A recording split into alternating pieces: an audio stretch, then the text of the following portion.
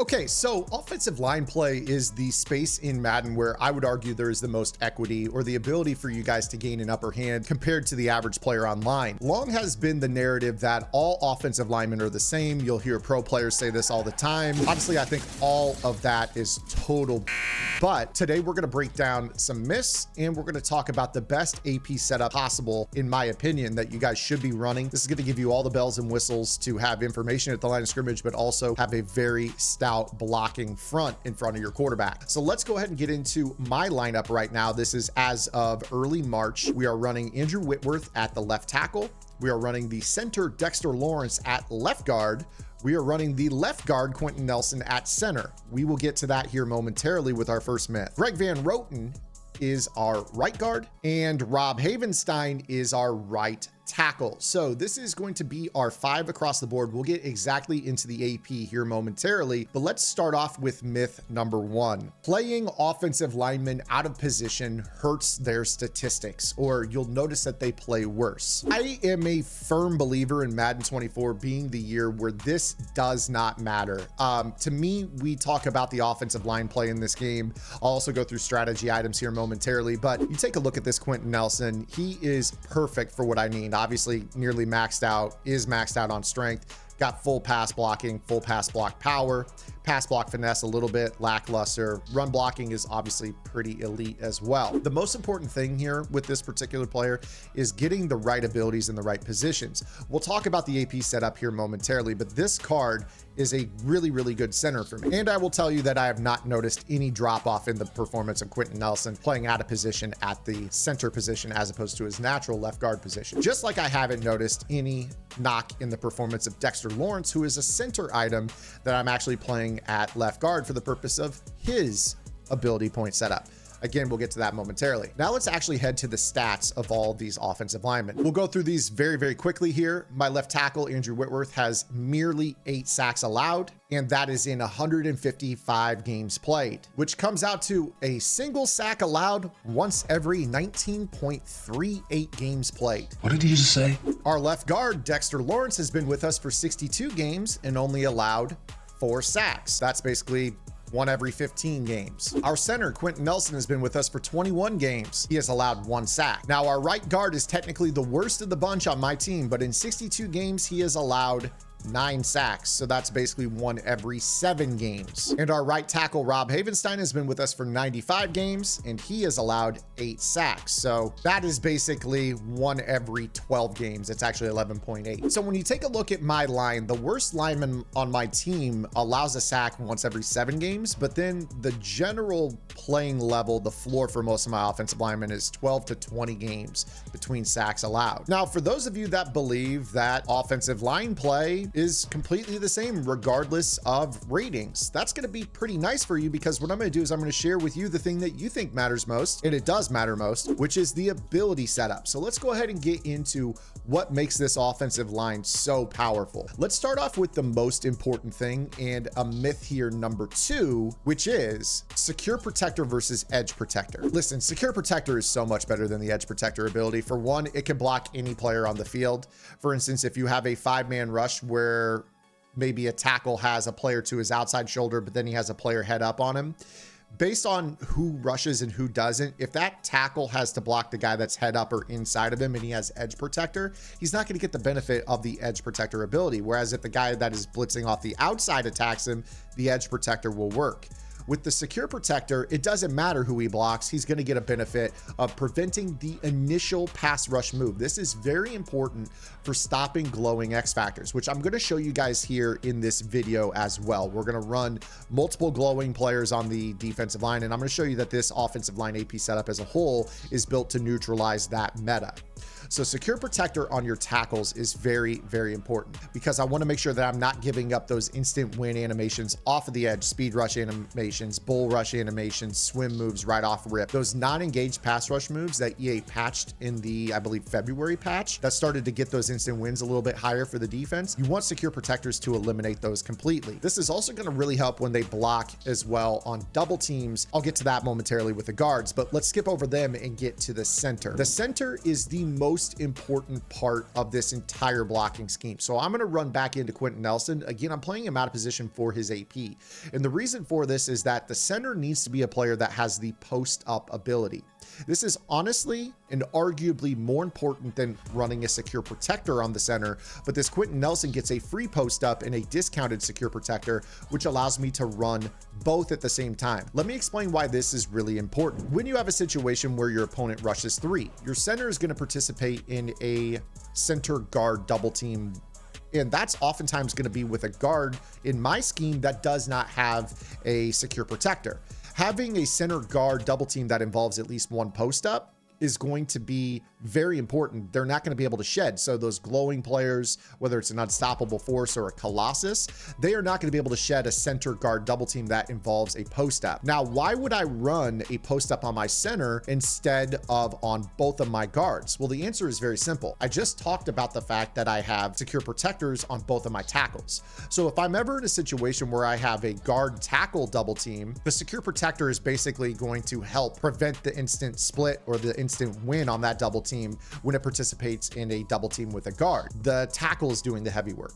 But when a center guard double team occurs, the center needs to contribute the post-up ability to that particular blitz pickup. My center also has secure protector because, as we know, there is an A gap blitz meta that occurs in the game. When somebody wants to blitz that left A gap, my left guard is going to end up blocking the left A gap one-on-one, and the center is oftentimes left one-on-one with the nose tackle in the dollar defense, and we know how frequently that nose tackle sheds. That is where Quentin Nelson having the secure protector to basically prevent instant wins one-on-one is so important. So the post-up secure on my center is really the most important part of this because it's going to allow me to slide my protections left or right and never get killed if I know what I'm doing. Now let's get into what we're doing here on my guards. If we take a look here at the guards, I do have some luxury abilities on Dexter Lawrence. I think he's the best guard in the game for what I'm doing, but really the most important thing that you want to target on the guards, in my opinion, is the free all day ability. So if we were to take a look at Greg Van Roten here, he gets basically 2 free blocking abilities. All day is better protection against frequent shed attempts. If you were to think about what it actually does, basically all day is secure protector for the second and third moves by a pass rusher, meaning that if somebody does have an unstoppable force against Greg Van Roten, he will lose the instant animation, the quick win right off the bat. But if he doesn't lose that instant animation, his all day kicks in and prevents the second or third moves from being able to occur. Van Roten also has natural talent, which gives him half resistance to any possible person that could be rushing him. For that purpose, this guy is the best because basically he starts off maybe a little suspect, but he's going to be full resistance to whoever he's blocking very quickly within a drive. So he's not going to give up the instant wins via the natural talent, filling up his resistance bars quickly. And then the all day is going to prevent the secondary shed animations that occur. And of course, if he's in a double team with either my tackle, which has secure protector, or my center, which has post up and secure protector, that double team will be secured and the all day will really prevent those sheds from occurring later on in the play. So it's going to give you a nice pocket to step up into. And you'll see over here on Dexter Lawrence that I am running all day as well on him. And I'm actually paying for that on him because I do have a free identifier, which I love to use to see the user. Some of you may not care about that, but I think it's super important. And then of course he gets 1 AP threat detector, which allows me to see blitzers pre-snap on 3rd and 4th down. So this is going to help so much for informatics. I've got the ability to see the user, who they're clicking onto, who they're adjusting, who they're dropping in zone, and who's actually blitzing via the threat detector. So I can really pick up on a lot of stuff pre-snap just with those 2 abilities. That is worth it for me to pay for the all day. So now you see how this works. My center is now basically the middle of the line. I mean, he's called the center for a reason, but he's going to be able to allow me to slide the protection towards the left guard or the right guard to stop a glowing player or to give me better leverage. And then we're just making sure that we're babysitting whichever guard is left one-on-one. And while I'm loading up a second controller, if you guys could do me a favor, make sure you guys hit that subscribe button, hit that notification bell so you're notified of all the uploads here on the Madden YouTube channel. And do me the solid of hitting that like button. The most important part of YouTube, it tells the algorithm that this is a helpful video, it's informational, and it'll help push it out to other Madden players just like you that are looking to get better at the game. I'm eternally grateful for all the support you guys have provided here to the channel. It's growing like wildfire right now, even after the Super Bowl. Thank you so much for your support. Now let's get into how to set up our slide protections. So here we are, and I've got 3 unstoppable forces on the defensive side of the ball ready to roll. Now, this all comes down to paying attention to 1, how many players are actually rushing the quarterback, and 2, what techniques are they most likely rushing from? And this is going to help inform us on how we want to set up our protection. In a situation like this right here, where they have a player head up on my center who has secure and post up, I know that Quentin Nelson has that handled. And if either guard participates, his post up is going to handle it. If it's a one-on-one, his secure's got it.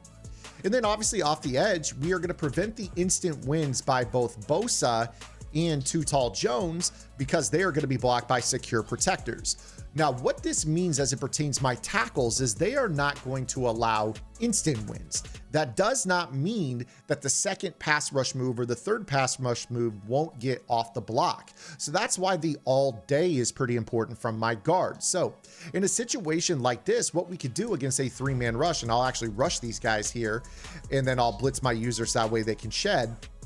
What we're going to do is we are going to actually make sure that we are hitting our protection in a way where we actually know, okay, no matter how I slide this, if I slide this, let's say to the right, I'm going to slide protect towards Too Tall Jones. What this is going to do is this is going to tell my right guard and my right tackle, you should be looking at him.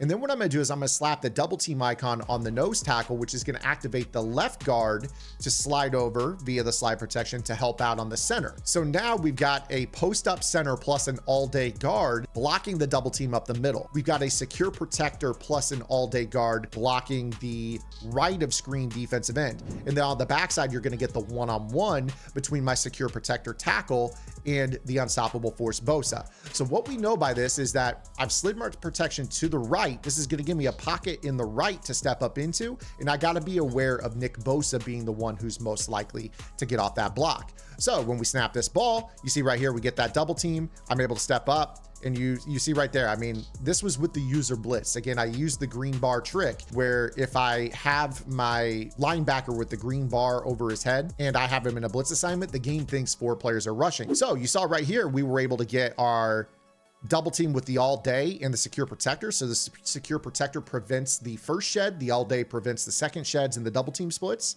Over here on this, we have a secure protector post up all day combo on this guy. And then right here, this is the one guy who can win. You see that he basically was able to get kind of off of that block, but then we were able to reblock him. And you see right there that eventually his second move was able to play out, but we had all day, pun intended, to throw on this. And this is against a simple 3-man rush.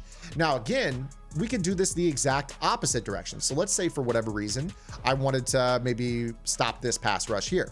Maybe what we would do in this situation is, okay, for whatever reason, I want to set up a route combo that attacks the left side of the field. Maybe we're running like a dagger combo with a crosser in front of it. So that way we're kind of attacking the far left side. So I'm going to want to drift that direction. So what we're going to do is slide our protection to the left, which is going to tell left guard and left tackle, hey, go get Nick Bosa. Then from there, we want to make sure that the double team is on the center, which is going to allow us to leave the one-on-one backside. So when we snap this ball, what you see is double team. And then you saw the only player that was able to win was the right of screen defensive end who was getting it off of the second move. Okay, so this is how you're starting to kind of understand how to prevent 3 glowing players from all shedding and giving you a pocket to step up into. If we actually take a look at this, it's pretty good. I mean, we've got a pocket to step up into right here.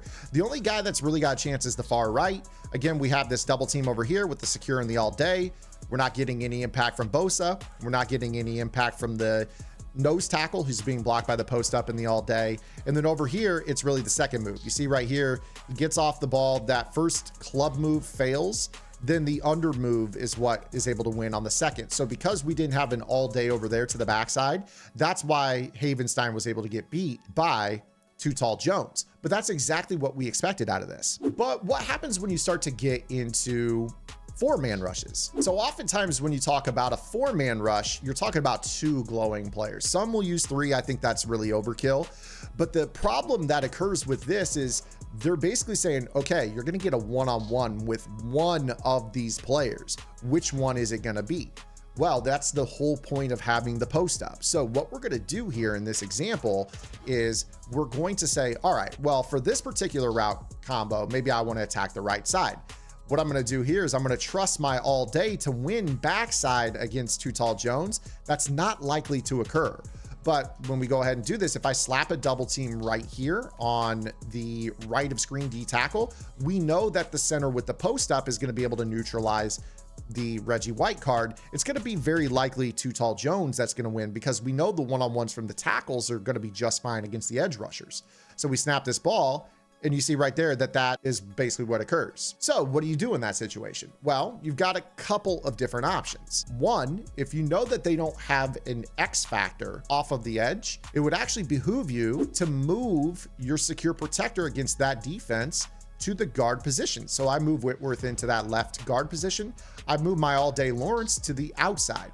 This is going to be really nice, because now what occurs with this is we're going to use our post up to neutralize one X factor, and we're going to use the one-on-one with the secure protector to neutralize the other. So then on the outside, we just got regular rushers. Well, our secure protector on the right is going to be fine at neutralizing the one on the right.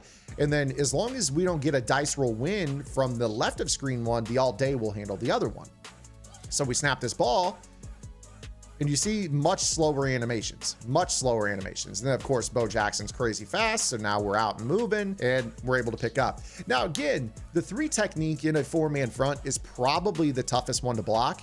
So if you're ever in a situation where you're really struggling with that, one of the things that I would recommend is to maybe have another secure protector at guard, just like I moved him in. At the end of the day, I think you can live with it. The wins, even if they are somewhat quick, that second pass rush move, for instance, like we saw in that last example, it's still enough that you can react to it. And you know that because of the post up, you're giving yourself a pocket to step up into, especially when you factor that the tackle on the other side has a secure protector. He's not going to get pushed into your lap right away as well. You know where the soft spot of the pocket where you're going to have a lot of safety is pre-snap via your slide protection. So that is the gist. That's how you set up your offensive line. I've only got a 3 AP offensive line, and honestly, I'm paying for stuff that most players don't like to pay for. You guys could run this for pretty cheap. And if all else fails, maybe you just go out and pay for 3 1 AP secure protectors and have 2 free secure protectors for the rest of your line. You've got 5 secures for basically 3 AP. And then from there, maybe stack the post ups on the guards. That'll make it so any double team that you get is going to be secured, and all one-on-ones are secured. But this is the cheapest way to build the best offensive line from a baseline pass protection standpoint. I know this video was a little bit longer,